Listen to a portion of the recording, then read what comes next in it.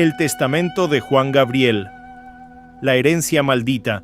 ¿Por qué sus hijos terminaron en la calle mientras su fortuna desaparecía? Alberto Aguilera Valadez murió debiéndole al fisco mexicano. Murió en medio de una gira que, según versiones oficiales, tenía como objetivo pagar esas deudas. Murió rodeado de propiedades que no estaban a su nombre. Y murió sin que muchos de sus hijos supieran que el testamento que los incluía en vida se había convertido en algo completamente diferente. La mañana del domingo 28 de agosto de 2016, Alberto Aguilera Valadez perdió la vida a causa de un paro cardíaco en su casa de Santa Mónica, California, a los 66 años. Lo que siguió no fue un duelo tranquilo, fue una guerra. Al momento de su muerte, se estimó que Juan Gabriel contaba con una fortuna de alrededor de $100 millones. Su patrimonio abarcaba cerca de 150 propiedades en México y Estados Unidos, joyas, automóviles, obras de arte y objetos personales de colección. 150 propiedades. Ese número importa porque en los años siguientes nadie pudo ponerse de acuerdo sobre a quién le pertenecían exactamente. La gira que realizaba por Estados Unidos y México, de la que quedaban 23 conciertos pendientes, tenía supuestamente como objetivo saldar deudas con el fisco mexicano. 23 conciertos que nunca se realizaron. Una deuda que no desapareció con su muerte. Las deudas fiscales que un contribuyente fallecido haya dejado pendientes deben pagarse con su herencia. Lo que parecía un legado de $100 millones ya tenía agujeros antes de que alguien firmara nada. Los problemas con el fisco no eran nuevos. Las autoridades lo acusaron de evadir impuestos por una cantidad que nunca fue precisada entre los años 1996 y 1998. Por aquel caso le embargaron 11 propiedades, pero las recuperó en el año 2000 tras pagar a la autoridad $22 millones. Y luego volvieron. En junio de 2005, la Agencia Federal de Investigación lo detuvo en el Aeropuerto Internacional de Ciudad Juárez por defraudación fiscal equiparada, derivada de la omisión del pago del impuesto sobre la renta por la cantidad de $4.17 millones. Estuvo detenido menos de un día, pagó la fianza, siguió trabajando y siguió debiendo. En 2008 se supo que debía más de $13 millones en Estados Unidos, por lo que pretendían embargarle 2 ranchos en Miami que puso a nombre de su hijo Iván, quien los remató para cubrir la deuda. Ahí está el primer dato que muchos prefieren ignorar. Mucho antes de que existiera un testamento formal, Juan Gabriel ya estaba moviendo propiedades hacia el nombre de Iván, y eso, en retrospectiva, lo dice todo. El Divo de Juárez fue padre de 5 hijos reconocidos. De ellos, Iván Gabriel es el único hijo biológico, a quien tuvo con Laura Salas, mientras que Alberto Jr., Joan Gabriel, Hans Gabriel y Jan Gabriel fueron adoptados. 5 hijos, un solo heredero en el testamento, y una explicación que, dependiendo de a quién le preguntes, suena completamente lógica o absolutamente devastadora. Iván Aguilera, hijo y ex-manager del artista, fue señalado como albacea de la herencia. También figuran como beneficiados Jan Gabriel, Joan Gabriel y Hans Gabriel Aguilera Salas, quienes fueron declarados herederos de la fortuna del cantante.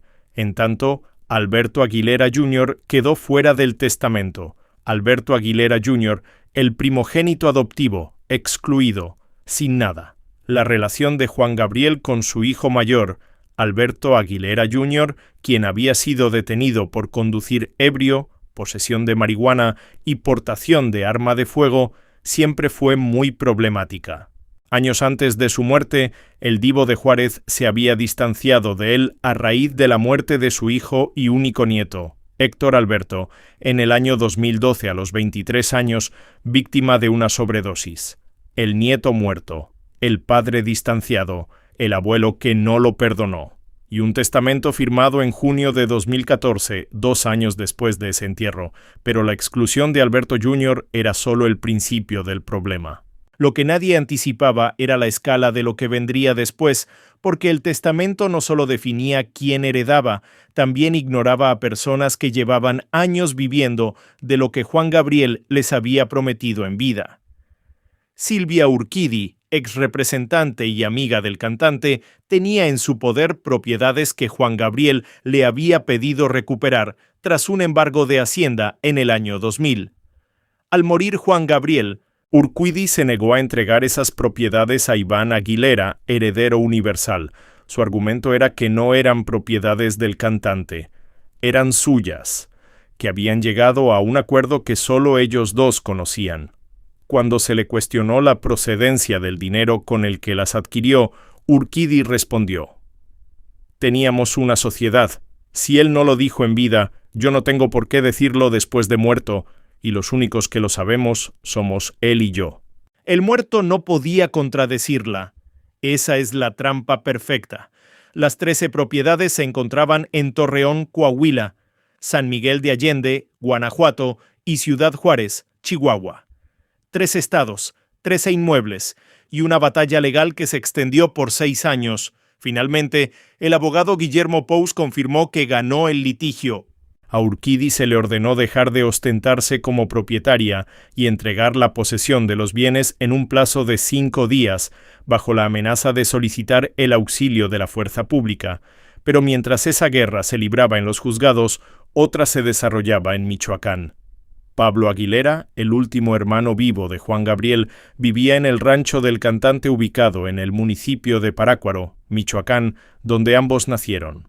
Aunque Pablo aseguraba que su hermano le había heredado en vida dicho rancho, después de una batalla legal de 6 años, en 2021 un juez ordenó el desalojo para restituir el terreno a su sobrino Iván.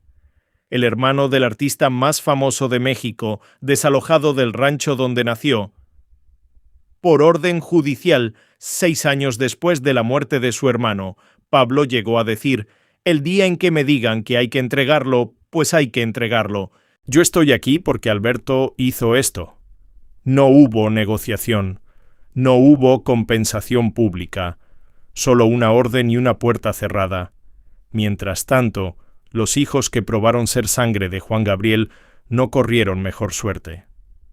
Meses después del fallecimiento del cantante, 2 jóvenes que se presentaron como Luis Alberto Aguilera y Joao Gabriel Aguilera demostraron ser hijos biológicos de Juan Gabriel, ambos hijos de antiguas empleadas del cantante, e interpusieron demandas en Estados Unidos para recibir su parte de la herencia.